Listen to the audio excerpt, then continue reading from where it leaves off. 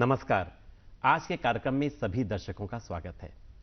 दर्शकों, आज के हमारे कार्यक्रम का विषय है बस्तर में शैक्षिक उपलब्धियों से परास्त होता अतिवाद। किसी भी इमारत की खूबसूरती के लिए, उसकी मजबूती के लिए जरूरी है कि उसकी बुनियाद मजबूत हो। अगर हम चाहते हैं कि बस्तर रूपी इमारत भी सुंदर हो, सशक्त हो, तो बहुत जरूरी है कि इसकी बुनियाद भी मजबूत हो। बस्तर में विकास का जो स्वरूप है, उसकी बुनियाद है बस्तर का शिक्षा जगत। और शिक्षा जगत में स्कूली शिक्षा को बेहतर बनाने के लिए, गुणवत्ता युक्त बनाने के लिए और विशेष रूप से प्राथमिक कक्षाओं में अनेक योजनाएं चलाई जा रही हैं। क्या है ये योजनाएं और किस तरह से इन योजनाओं के माध्यम से बस्तर में स्कूली शिक्षा गुणवत्ता युक्त शिक्षा में परिवर्तित हो रही है और अतिवाद से प्रभावित बस्तर आज विकास कर रहा है अपनी शैक्षिक उपलब्धियों के माध्यम से। कुछ सवाल हैं मन में, जिनको जानने के लिए आज हमने अपने कार्यक्रम में आमंत्रित किया है समग्र शिक्षा बस्तर में जिला मिशन समन्वयक के रूप में पदस्थ श्री अखिलेश मिश्रा जी को। अखिलेश जी, इस कार्यक्रम में आपका बहुत बहुत स्वागत है। नमस्कार। अखिलेश जी, सबसे पहला प्रश्न जो मन में है वो ये कि अगर शिक्षा के संदर्भ में हम बस्तर की स्थिति का आकलन करना चाहें तो आप के शब्दों में वो आकलन कैसा हो? बस्तर की शिक्षा निश्चित तौर पे बहुत अच्छी स्थिति में है और जैसा कि समग्र शिक्षा के परिप्रेक्ष्य में मैं कहना चाहूँगा, बस्तर लगातार स्कूल जो है हमने खोले हैं यहाँ पर जी। पुस्तकें उपलब्ध कराते हैं, हम गणवेश उपलब्ध कराते हैं निःशुल्क रूप से बच्चों को। अधिक से अधिक बच्चों को, मतलब ऐसा कोई बच्चा ही नहीं छूटता जिसे हम इनरोल ना करें स्कूल में जी। वो सारे बच्चों को हम इनरोल करते हैं और उनको बेहतर शिक्षा देने के लिए हमने पर्याप्त शिक्षकों की व्यवस्था की हुई है, अच्छे क्लासरूम्स बनाए हुए हैं, लाइब्रेरी की व्यवस्था की है और बच्चों को किसी भी प्रकार की ऐसी चीज़ जो उनकी शिक्षा को बेहतर बना सकती है, उसको उनको सीखने के लिए मदद कर सकती है, उन सारी योजनाओं को हमारे शिक्षा विभाग के द्वारा इम्प्लीमेंट किया जाता है, उनको करवाया जाता है। तो निश्चित तौर पे हमारी शिक्षा बेहतर, सारे संसाधन उपलब्ध हैं। बस ज़रूरत है केवल कि हम देख पाएं कि बहुत जल्दी उसके परिणाम हमारे सामने अच्छे रूप में दिखाई देने लगेंगे। जी। परिणाम तो नित्य नए मुझे लगता है कि बेहतर स्वरूप में सामने आ रहे हैं, लेकिन एक ऐसा दौर था अखिलेश जी जब अतिवाद ने बस्तर के लगभग हर क्षेत्र में जो है अंधकार फैलाया था। अगर शिक्षा जगत की बात करें तो अतिवाद ने शिक्षा जगत को कितनी चोट पहुंचाई थी? क्या खोया था शिक्षा जगत ने? निश्चित तौर पे कुछ हिस्से जो थे बस्तर के अभी भी अतिवाद से प्रभावित हैं। जी। खास तौर से अगर मैं बस्तर जिले के संदर्भ में कहूँ तो कुछ एक दो हमारे जो विकास खंड थे उनमें अतिवाद की थोड़ी सी प्रभाव पड़ा था। जैसे कि हम दरभा के कोलेंग की बात करें या लोहंडीगुड़ा विकास खंड की हम बात करते हैं तो वहाँ पे कुछ ऐसा दिखाई दिया था, परंतु शिक्षा एक मात्र माध्यम है जो अंतिम व्यक्ति तक पहुँचता है जी। और अंतिम व्यक्ति तक स्कूल पहुँचे हैं और वहाँ पर बच्चों ने प्रवेश लिया है और उनसे हम गांव को पूरी तरह से जोड़ पाए हैं। अभी पिछले कुछ समय, पिछले ही साल में, जो कि एक बहुत पहुंच विहीन एरिया हुआ करता था, चांदा मेटा जी। चांदा मेटा में हमने अभी स्कूल प्रारंभ कर दिया। पहले काफ़ी पहले वहाँ रास्ते नहीं थे। हमारे पिछले कलेक्टर सर थे रजत बंसल जी, उन्होंने वहाँ पे रास्ता बनवाया और रास्ते बनने के बाद स्कूल खोले, स्कूल सैंक्शन कर दिया। अब वहाँ पे हमारे पास 24 बच्चे दर्ज हैं। उन्हें हमने उनके सारी जो स्कूली सुविधाएं हैं वो उन्हें मुहैया कराई हैं और अभी वर्तमान हमारे कलेक्टर सर आदरणीय चंदन कुमार सर, उन्होंने स्पेशली 2 ऐसे टीचर नियुक्त किए हैं जो जिन्हें जिला प्रशासन की मद से उन्हें भुगतान किया जा रहा है ताकि वो अच्छे से वहाँ काम कर सके, वो स्थानीय स्तर पर है। तो ये चीज़ दिखाता है कि हम अंतिम चांदा मेटा बस्तर जिले के अंतिम क्षेत्र तुलसी डोंगरी से जुड़ा हुआ है, जो ये दिखाता है कि अतिवाद को हमने वहाँ पे हटा दिया है, वहाँ से हम पहुँच गई है हमारी शिक्षा। मतलब जहाँ शिक्षा पहुँची वहाँ अतिवाद अपने आप ही समाप्त, मतलब परास्त हुआ वहाँ पर। तो क्या बिल्कुल जड़ से अगर हम अतिवाद को परास्त करना चाहते हैं, मिटाना चाहते हैं बस्तर से, क्या लगता है समग्र शिक्षा जो है वो कितनी प्रभावी होगी इसमें? शिक्षा ही एकमात्र माध्यम है जिससे व्यक्ति किसी भी ऐसी चीज़ों से दूर हो सकता है, चाहे हम अतिवाद कहें, चाहे जीवन में आने वाली किसी भी बुराई के बारे में कहें। अगर उसे हमें रोकना है तो एक शिक्षा ही एकमात्र माध्यम है। अगर स्कूली शिक्षा उसकी बेहतर हुई है, स्कूल में उसने अच्छी पढ़ाई की, उसे आगे चलकर 10वीं 12वीं तक पहुंचता है वो बच्चा, ड्रॉप आउट नहीं होता है, भटकाव नहीं आता है, जिसके लिए हमारे यहाँ निरंतर कोशिश की जाती है समग्र शिक्षा में कि उन बच्चों को वापस लाते हैं, हम उनको जोड़ते हैं अपने स्कूलों में और उन्हें हम बेहतर ढंग से बताते हैं कि आप लगातार शिक्षा अर्जित करते रहें। अभी इस साल हमारे समग्र शिक्षा के माध्यम से वो ऐसे बच्चे जिन्होंने स्कूल छोड़ दिया था, जी हाँ, उन्हें हमने 10वीं में ओपन की फॉर्म भरवाए हैं। ऐसे हमने 800 बच्चों के फॉर्म भरवाए हैं, लगभग 800 बच्चों के हमने फॉर्म भरवाए हैं। उनकी पूरी फीस जो है समग्र शिक्षा विभाग देगा, जो एक तरह से शाला त्यागी हो शाला त्यागी हो चुके थे। ऐसे बच्चों को हम 800 बच्चों को हम फीस पे करेंगे। तो ये भी एक बड़ी उपलब्धि है, कह सकते हैं। ये उपलब्धि है कि हमें उन मुख्य धारा मिलाएंगे। ओपन जो स्कूल होते हैं उसमें अगर वो पढ़ लेते हैं और पास आउट होते हैं, उसके बाद वो फिर अपने नेचुरल स्कूलिंग पे आ सकते हैं, 12वीं के बाद कॉलेज ज्वाइन कर सकते हैं और अपनी मतलब ये कि अगर स्कूली शिक्षा अगर मान लीजिए अनवरत नहीं रही है तो विकल्प है, प्रशासन के पास। बिल्कुल बहुत सारे ऐसे मुख्य धारा से बच्चों को जोड़ लेते हैं। जी अच्छा बताइए, स्कूली शिक्षा जो है और विशेष करके प्राथमिक शिक्षा, ये गुणवत्ता युक्त शिक्षा हो और बहुत मजबूत यहाँ पर शिक्षा की पूरी व्यवस्था हो, कितना जरूरी है बच्चों के सपने पूरा होने के लिए? स्कूली शिक्षा, एक शिक्षा में अगर बच्चों की रुचि पैदा करनी है तो स्कूली शिक्षा के जो प्राथमिक स्तर है वही सबसे पहला पायदान होता है जी। और प्राथमिक शिक्षा में जब बच्चा आता है तो स्कूल में जुड़ता है, शिक्षक से जुड़ता है, किताबों से जुड़ता है, शब्दों के साथ जुड़ता है, गणित के अंकों के साथ जुड़ता है। उसे जब इन सब चीज़ों से उसका जुड़ाव पैदा होता है तब उसे जीवन में वो चीज़ें कहाँ कहाँ उपयोग हो रही हैं, किस तरीके से उपयोग हो रही हैं, इसका उसे समझ में आने लगता है कि हाँ भाई ये चीज़ें मेरे से जुड़ रही हैं और इसको अगर मैं करता हूँ तो मैं अपने सपनों को कैसे हासिल कर पाऊँगा। जब हम किताब पढ़ाते हैं, भाषा की हो, चाहे गणित में हो, चाहे पर्यावरण की किताबें होती हैं, उनमें हम उसे सपने देखना भी सिखाते हैं और उन सपनों को पूरे करने की बात भी सिखाते हैं। क्या बात है। तो ये चीज़ जो है कहीं ना कहीं शिक्षा जो है तय कर देती है कि हम उन चीज़ों को कैसे हासिल कर पाएंगे और इसी कारण से बच्चा धीरे धीरे आगे की कक्षाओं में बढ़ता है, अपने विषय चुनता है और फिर निश्चित तौर पे अपने सपनों को पूरा कर सकेगा। कहते हैं कि गुरु जो होता है वो दीपक की तरह होता है जो ज्ञान का प्रकाश फैलाता है। तो इस पर ही आधारित जो ज्ञान दीप साक्षरता कार्यक्रम है आपके विभाग का, तो इसके बारे में बताइए कि ये किस उद्देश्य से शुरू किया गया है, किन के लिए है ये कार्यक्रम?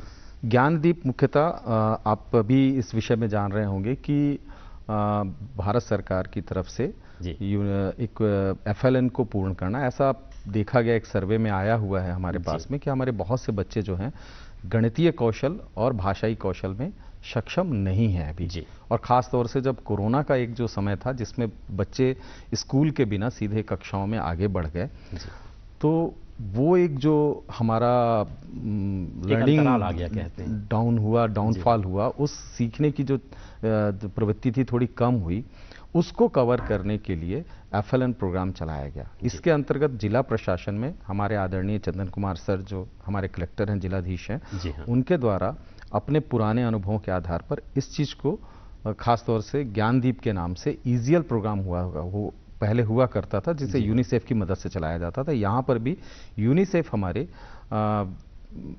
मतलब टेक्निकली सपोर्ट करेंगे हमें इसमें प्रोग्राम में, और हम इसके 3 ब्लॉकों में, खासतौर से बकावंड में, जगदलपुर में और लोहंडीगुड़ा, 3 ऐसे ब्लॉक हैं जिसमें करीब 699 स्कूल्स हैं हमारे जो इसमें कवर होंगे। इनके सारे प्राथमिक स्तर के पहली और दूसरी के बच्चों को हम स्कूल में सिर्फ बच्चों की टेक्निक पढ़ाने की तकनीक को और खासतौर से उन्हें ऐसी पुस्तकें उपलब्ध कराएंगे, लाइब्रेरी का एटमॉस्फेयर देंगे जहां से वो पढ़ना, खुद से पढ़ना सीख सकेंगे। इसके लिए बच्चों को लगातार ट्रेन किया जाएगा। अंगना में शिक्षा, अगर इसके बारे में जानना चाहेंगे कि ये किस तरह का कार्यक्रम था, कैसी योजना थी ये जिसके माध्यम से गुणवत्ता युक्त शिक्षा जो है वो प्राथमिक स्तर के बच्चों को या फिर कहें कि स्कूली बच्चों को मिल रही है? ये समग्र शिक्षा जो हमारा कार्यक्रम, हमारी जो समग्र विभाग काम करता है समग्र शिक्षा के रूप में, वो वास्तव में केवल स्कूली शिक्षा तक सीमित नहीं है। अच्छा। ये पारिवारिक, हम अपने गांव के लोगों को, चाहे वो SMC के माध्यम से SSC मीटिंग्स हों, इसके अलावा जैसे अंगना में शिक्षा, ये जो प्रोग्राम है हमारा मूलतः माताओं के उन्मुखीकरण का प्रोग्राम है, क्योंकि अच्छा। शिक्षा केवल स्कूल तक सीमित नहीं है। अगर बालक को हमें शिक्षित करना है, पढ़ाना लिखाना है, तो कहीं ना कहीं घर को शैक्षिक वातावरण के साथ जोड़ना पड़ेगा। क्या बात है। और इसमें जो सबसे बड़ी भूमिका अगर कोई कर सकता है तो पहली प्रथम गुरु जिसे माता कहा जाता है, जी हाँ। वो इस भूमिका में महत्वपूर्ण भूमिका अदा कर सकती हैं। तो उन माताओं के उन्मुखीकरण को समग्र शिक्षा ने जोड़ा है। जी। माताओं को बताया गया कि हमें इस घर के अंदर एक लर्निंग कॉर्नर कैसे डेवलप करना है, बच्चों के पढ़ने के टाइम हर घर में। हाँ, ताकि माताएं अगर शिक्षा के महत्व को समझती हैं तो निश्चित तौर पे एक लड़की की पढ़ाई करने से एक परिवार शिक्षित होता है वाली जो बात है वो उसको चरितार्थ करने के लिए समग्र शिक्षा ने अंगना में शिक्षा प्रोग्राम लॉन्च किया। और हम स्कूलों में, स्कूलों के वातावरण में और संघ क्लस्टर लेवल पे माताओं का उन्मुखीकरण करते हैं। और वो माताएं जो हैं अपने घर को शिक्षा से अच्छी तरह से जोड़ पाती। बच्चे ड्रॉप आउट नहीं हो रहे हैं उसकी वजह से, बच्चे नियमित रूप से स्कूल आते हैं। और खासतौर से माताएं इस बात का भी सुनिश्चित करती हैं कि बच्चों का पोषण भी सही हो पाए। क्या बात है। तो जानना चाहेंगे कि पोषण वाटिका ये क्या है, इसके पीछे की सोच क्या है और किस तरह का लाभ जो है इसका वो मिल रहा है बच्चों को। स्कूलों के संदर्भ में यदि हम पोषण वाटिका के विषय में कहें तो ये कहा गया है कि मध्याह्न भोजन चूंकि हमारे यहाँ चलता है, मध्याह्न भोजन हमारे स्व सहायता समूहों के लोग इसमें संचालित करते हैं और गांव के ही कोई ना कोई रसोइया जो है वहाँ पे इन्वॉल्व होता है। उनके जितने लोग, उस समूह के लोग वहाँ पे काम करते हैं, वही सबके, उनके सभी के बच्चे जो हैं हमारे विद्यालय में पढ़ रहे होते हैं। तो स्कूल में बहुत काफ़ी बड़ा हिस्सा जो होता है खाली पड़ा रहता है खेल मैदानों के अलावा।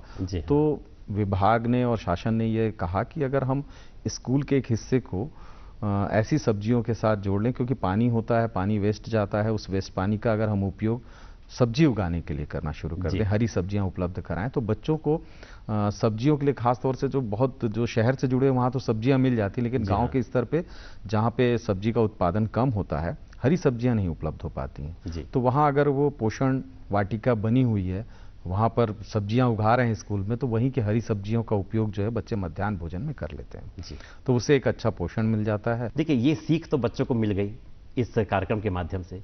अब सीख केंद्र जो है उसके बारे में आपसे जानना चाहेंगे कि उसके माध्यम से किस तरह की सीख बच्चों को दी जा रही है एक बेहतर नागरिक होने के लिए और अपने लक्ष्य को पाने के लिए। सीख केंद्र बहुत ही अच्छी यूनिसेफ के द्वारा चलाई गई योजना थी और अभी भी हमारे जिले में संचालित है। इसमें जो कोरोना का जो समय था खासतौर से, जिसमें हमने बच्चों को, जो बस्तर जिले में हमें इसका बहुत बड़ा सहयोग मिला है कि हम बच्चों को पढ़ाई से दूर नहीं कर पाए। इसमें हमने किया था कि हर मोहल्ले में जो भी ऐसे बच्चे हैं जो स्कूल जाते हैं, बड़ी कक्षाओं में 12वीं पढ़ते हैं, या फिर वो बच्चे कॉलेज जा रहे हैं, इस समय तो स्कूल लग नहीं रहे हैं, तो उन्हें हमने मोटिवेट किया कि आप जो हैं इन छोटे बच्चों को लगातार पढ़ाते रहिए, ताकि, क्योंकि सबसे बड़ा डर था कि प्राथमिक शाला के जो बच्चे हैं वो कहीं मुख्य धारा से भटक ना जाए, उनकी पढ़ाई की जो कंटिन्यूटी है वो कहीं टूट ना जाए। तो उसके लिए हमने ये सीख कार्यक्रम, सीख मित्र बनाए।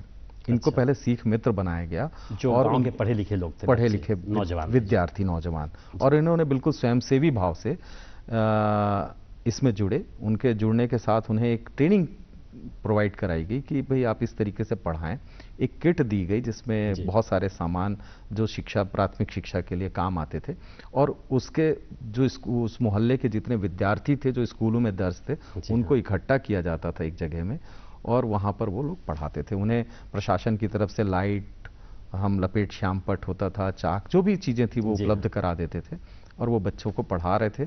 और लगातार अभी भी वो चीज़ ऐसी हुई कि वो स्वयंसेवी भाव से अभी भी वो नौजवान हमारे साथी हैं, वो जुड़े रहते हैं और इकट्ठा करते हैं। इससे जो सबसे जो बड़ी मदद मिली कि बच्चों के सीखने की प्रक्रिया बाधित नहीं हुई, और साथ ही साथ जो बच्चे स्कूल छोड़ना चाहते हैं, भागते हैं, पढ़ाई से बिदकते हैं, वो बच्चे भी इसमें जुड़ पा रहे हैं और स्कूल निरंतर आने लगते हैं। तो ये एक बड़ी अभिनव पहल है, कह सकते हैं। एक अभिनव पहल और है, और वो है बालवाड़ी योजना। तो मुख्यमंत्री जी की इस योजना के पीछे ध्येय क्या है और किस तरह से इसका उद्देश्य जो है वो प्राप्त किया जा रहा है? मोर बालवाड़ी, ये योजना जो है मुख्यतः छत्तीसगढ़ सरकार के द्वारा पिछले वर्ष से ही लागू की गई, पिछले हमारे शिक्षा सत्र से आई जी। और हमारे बस्तर जिले में 122 स्कूलों के साथ ऐसे जो आंगनबाड़ी जो कनेक्टेड थे और विशेष तौर पर वो बच्चे इसके अंतर्गत पढ़ने के लिए शामिल थे जो 6 साल, हमारी जो स्कूल आने की जो आयु है वो 6 वर्ष की है। 6 वर्ष की। और ये जो बच्चे हैं 4 वर्ष के, 5 वर्ष से 6 वर्ष के जो बच्चे होते हैं, ये बालवाड़ी आंगनबाड़ी भी नहीं जाते हैं और ये स्कूल भी नहीं जाते। इनको कनेक्ट करने, इन्हें स्कूल में जोड़ने के लिए और प्री स्कूलिंग जी, जैसे कि प्राइवेट स्कूलों में KG1 KG2 का तो आज हर जगह था, यही चीज हम लोगों ने किया, क्योंकि अब हमारे सरकारी स्कूलों में जो बच्चे आते हैं उन्हें स्कूल के लिए तैयार करना, स्कूल रेडीनेस प्रोग्राम कह सकते हैं हम, कि हम 1 साल उन्हें तैयार करते हैं कि जब वो पहली में पहुंचे तो कम से कम बेसिक अंकों का ज्ञान है या बेसिक समझ स्कूल में बैठने या स्कूल के प्रति जो भय है वो खत्म हो जाए। तो उन बच्चों को हमने बालवाड़ी में इकट्ठा करना है और अभी इस साल भी हम बहुत सारी और बालवाड़ी हम लगातार खोलने वाले हैं और उसमें भी कुछ और सुविधाएं जोड़ेंगे। हमने काफ़ी, जो हमारे कभी बस्तर जिले के कुछ केंद्र हैं जहां पे आप देखेंगे उन्हें हमने बहुत प्रिंट रिच वातावरण बनाया ताकि उनको बच्चों को खेलने में बहुत अच्छा लगे, बैठने में बहुत अच्छा लगे, वो पढ़ते लिखते हुए बच्चे जो हैं उनको देखें, मतलब उन्हें बहुत बेसिक पढ़ाई पे नहीं जी हाँ, एक सामान्य ABCD मतलब दिनचर्या में एक स्कूल जो है वो शामिल होना चाहिए, मतलब स्कूल आने की आदत और कम से कम अंकों का पहले शुरुआती जो अंक हैं उन्हें जान जाएं 1 से 10 तक, और जो वर्ण हैं आ अनार के हों चाहे वो काखा गागा हों, इन सब चीज़ों को वो बेहतर रूप से समझना शुरू कर दें। तो वो जब पहली में आएंगे तो काफ़ी हद तक तैयार होंगे सीधे तौर पर पढ़ाई करने के लिए। इसलिए हम आकर्षित करने की बात है। बिल्कुल बिल्कुल, बहुत और काफ़ी अच्छा प्रतिसाद इसमें हमें मिला है। काफ़ी बच्चे हमारे जुड़ रहे हैं इसमें। अच्छा, ये जो बेस लाइन परीक्षा या फिर एंड लाइन परीक्षा की बात हम लगातार सुनते आ रहे हैं, ये किन बच्चों के लिए है और ये क्या प्रक्रिया होती है, इसकी उद्देश्य क्या है इसका? वास्तव में यदि हम देखें तो ये हमारे खुद के मूल्यांकन का विषय है जी, कि हमने हमारे बच्चे किस स्तर पे, बेस लाइन का मतलब है कि जब हम किसी कार्यक्रम को चालू कर रहे हैं, पढ़ाई करा रहे हैं, तो वर्तमान में जिस समय हमने किया उस समय बच्चे किस स्तर पर थे, फिर हम उनके लिए उपचारात्मक शिक्षा लाते हैं, उसके लिए उस बेस लाइन को देख करके हम प्रोग्राम बनाते हैं स्कूल वाइज जी, कि वो बच्चे उन्हें क्या क्या आवश्यकताएं हैं, कहाँ किन किन विषयों में पीछे हैं, उनकी और क्या तैयारियों की आवश्यकता है, ये टीचर आइडेंटिफाई कर लेता है और वहाँ पर वो कुछ दिनों तक पढ़ाता है। फिर इसके बाद एंडलाइन की परीक्षा होती है और एंडलाइन में अगर हमें अच्छे परिणाम मिलते हैं, निस्संदेह क्योंकि हमने तैयारी की, महीनों तक पढ़ाया है, तो फिर वो अच्छे परिणाम मिलते हैं और फिर नहीं भी अगर आते हैं तो मुख्य परीक्षा के पहले हम उन्हें और तैयार करवाते हैं। ये बेस ये मुख्य परीक्षा के पहले होती है एंडलाइन परीक्षा? ये हमारे लिए सेल्फ असेसमेंट का मामला है जी हाँ, जो एंडलाइन और बेस लाइन और एंडलाइन होती है। अच्छा, ये जो मूल्यांकन जो है ये बहुत, इसका मतलब है कि महत्वपूर्ण है, मूल्यांकन बहुत महत्वपूर्ण है। तो ये असर जो है ये क्या है, कोई कार्यक्रम है या मूल्यांकन की ये कौन सी विधि है, किस तरह की बात इसमें है, हम आपसे जानना चाहेंगे। असर का जो सर्वे होता है जी, ये मुख्यतः सभी जो पूरे देश में एक साथ होता है, इसे काफ़ी गोपनीय ढंग से किया जाता है जी, और इसमें जो डाइट के पढ़ने वाले विद्यार्थी होते हैं हाँ, ये जाते हैं स्कूलों तक, इन्हें बता दिए जाते हैं कि इन्हें स्कूलों में जाना है। वो छुट्टी के दिन और वर्किंग डे पे जो स्कूल हमारे चलते हैं उस दिन, दोनों दिनों में जा कर के बच्चों का आकलन करते हैं। ये उनकी जो टूल हैं, मतलब एक परीक्षण करने की जो विधि है वो तैयार रहती है, जिसमें भाषाई, गणितीय, ड्रॉप आउट रेट और एडमिशन, ये हमें देख करके बताते हैं कि यदि किसी एक गांव में सर्वे हुआ तो वहाँ पे जो कुल बच्चे थे उनमें से कितनों ने एडमिशन उसमें लिया और कितने बच्चे जो हैं वो वाकई में नियमित रूप से स्कूल आते हैं, कितने नियमित रूप से स्कूल नहीं आते हैं, कितने बच्चे भाषाई दृष्टि से सक्षम हो पाए हैं, अपनी अभिव्यक्ति कौशल उनका विकसित हुआ है, कितने बच्चे गणितीय कौशल में अच्छे हुए हैं, यह भी जो है उसमें असर के सर्वे में देखा जाता है। इसके अलावा और थोड़ा विस्तारित होता है और ये जो है एक रिपोर्ट जो है भारत सरकार के सामने रखी जाती है, MHRD के सामने, और वो सभी प्रदेशों को दी जाती है। तो हमें अपना पूरे देश में हम किस स्तर पर हैं, हमारा जिला पूरे प्रदेश में किस स्तर पे है, हमारे यहाँ कितने बच्चे प्रवेशित हम करा पा रहे हैं वाकई में जी। और कितने बच्चों को भाषाई और गणितीय दक्षता में हम बेहतर हैं, ये देख करके हमें आकलन करने का अवसर मिलता है असर टूल से। सुघर पढ़वैया, और ये शब्द सुनने में जितना अच्छा लगता है, आपसे जानना चाहते हैं कि इसमें और क्या क्या अच्छाइयाँ हैं। माननीय मुख्यमंत्री छत्तीसगढ़ शासन भूपेश बघेल जी की अभिनव योजना है और ये हमारे ऐसे शिक्षक जिन्होंने खुद मेहनत की है, उन्हें लगता है, उनका आत्मविश्वास कहता है कि हमने बेहतर किया है जी। आइए मुझे परीक्षण करिए, मेरे बच्चों का परीक्षण करिए, हमने बेहतर पढ़ाया है, मेरे बच्चे पढ़ने में बहुत सक्षम हैं। इस बात को सुघर पढ़वैया सिद्ध करती है। थोड़ा सा इसके बारे में और बताना चाहता हूँ। मतलब एक तरह की चुनौती हम स्वयं स्वीकार कर रहे हैं। बिल्कुल, ये पहले चुनौती के रूप में इसे हम पंजीयन करते हैं स्कूलों का जी, और उसके बाद इसका सेल्फ असेसमेंट भी हम खुद करते हैं कि हमने जितने भी हमारे मापदंड हैं, उन मापदंडों में हमारे बच्चे खरे उतर रहे हैं कि नहीं खरे। खरे जब हम स्व आकलन कर लेते हैं तो फिर उसके बाद हम चुनौती लेते हैं। क्या बात है कि आइए और थर्ड पार्टी आकलन, जिसे हम कहते हैं कि कोई भी आए जी, आइए और हमारा मूल्यांकन करिए। हम बच्चों को हम प्लेटिनम और डायमंड और सिल्वर ग्रेडिंग के लिए तैयार हैं। क्या बात है। हो सकता है इससे कुछ परीक्षण है, परीक्षण में हो सकता है कि कोई उस स्तर पे ना भी आए, लेकिन यह बात शिक्षकों के लिए बहुत महत्वपूर्ण हो जाती है कि उन्होंने आत्मसम्मान के साथ इस बात को स्वीकार किया कि हम अब पढ़ाए हैं, हमने मेहनत की है और हमारे बच्चे इसमें सक्षम हो गए हैं। और इससे निसंदेह बहुत बड़ा फायदा इस बात पे हुआ है कि शिक्षक और बच्चों के लिए एक कंपटीशन जैसा पैदा हो गया है, प्रतियोगिता हो गई कि हम बेहतर करेंगे, हमें जीतना है जी, हमें करना है इस चीज को, करके शिक्षक भी जीतने की प्रक्रिया में है। हाँ, और बच्चे भी। और इसका फायदा यह है कि वो मेहनत ज्यादा कर रहे हैं जी। और जब ज्यादा मेहनत करेंगे बच्चों के साथ, बच्चे भी मेहनत करेंगे तो निसंदेह परिणाम बहुत आएंगे और निश्चित तौर पर सुघर पढ़वैया हो जाएगा वो। जी, क्या बात। बहुत छोटा सा प्रश्न और संक्षेप में जानना चाहेंगे, वो दिन कब आएगा जब हम कह सकते हैं कि शैक्षिक उपलब्धियों से जो है वो बस्तर नित नया जो है विकास का आयाम जो है प्राप्त कर रहा है और यहाँ पर अतिवाद बिल्कुल नहीं है, अब है तो केवल विकास है। सिर्फ विकास ही विकास है जी, कहीं अतिवाद नहीं है।